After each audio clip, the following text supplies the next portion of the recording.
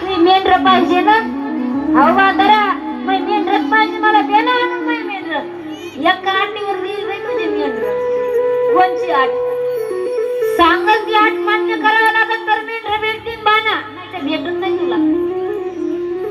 अहो आट काय सांगा तरी.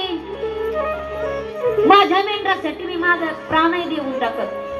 माझा जीव बी गमेल बाबा, माझा जीव गेला तर चालन, पण नाही मेंढर मला जिवंत लागते. जिवंत लागतात ना तुझी मेंढर, मग माझ्या संग लग्न करते.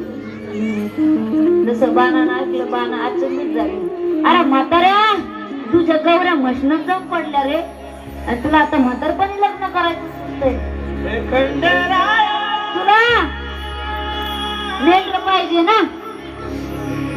मेंढरच पाहिजे ना? जिवंत पाहिजे ना?